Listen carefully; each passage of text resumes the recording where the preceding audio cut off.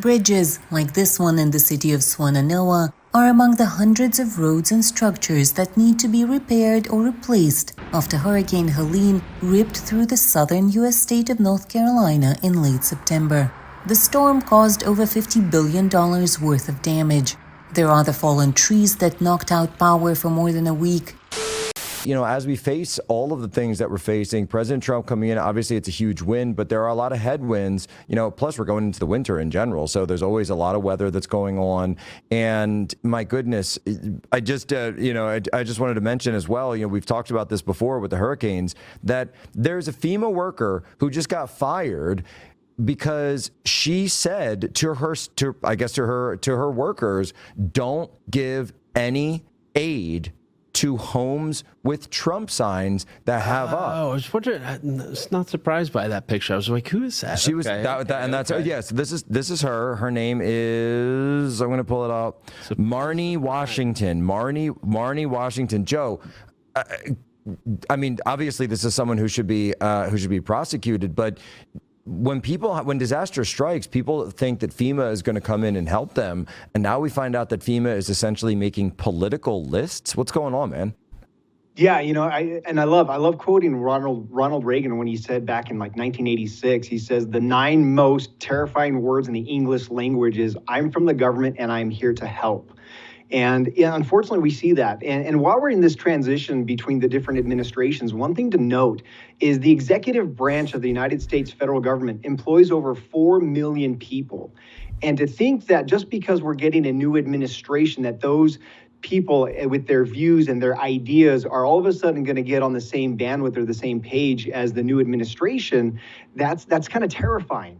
And that's why it's up to us to remain vigilant. We are in a very, very unique time right now as we're going between the different changes of the administrations. A lot of times our enemies feel emboldened to make these aggression attacks towards, you know, these other things while we're in this state of this transfer of power.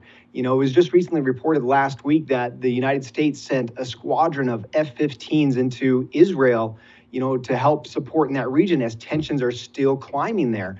And so for us to sit back and say everything is going to be great from here on out, I want to caution people to say, hey, now is the time that we need to be more vigilant and spread the message of being prepared and being self-sufficient, because that's exactly what it's going to take for us to get past and move on to this next phase. Is we need to make sure that our homes are secure, we need to make sure that our family members are secure, and we need to make sure that we are self-sufficient in those areas. And whether that's with long-term emergency food, whether that's with solar generator backup power systems, or even water filtration systems, here at My Patriot Supply, we are teaching people on how to become self-sufficient.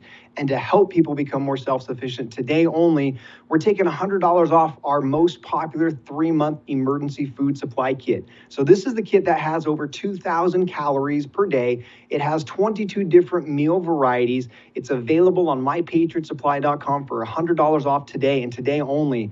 But again, if there's any message that I could leave with your viewers, Jack, is to stay vigilant, to stay prepared, and keep your head up and keep going doing what you're doing. And Joe, what you're saying is, you know, it's when disaster hits, that's where My Patriot Supply comes in. Like, you're not going to be living off of this stuff, hopefully, for extended periods of time, but it's enough to get you from normalcy to the next normalcy. Is that right?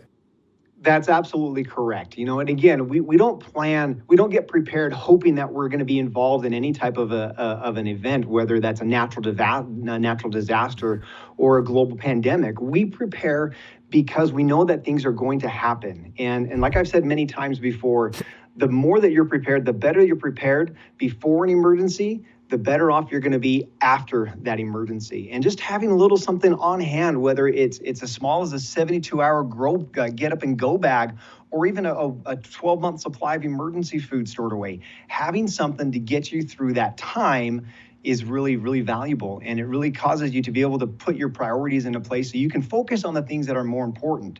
You know, for those that were, hurt by the hurricane, where their homes were damaged, that's just one less thing you have to worry about, making sure that you have a nice warm meal for you and your family. But get prepared now. Have these items available before the emergencies, because it makes life a whole lot easier.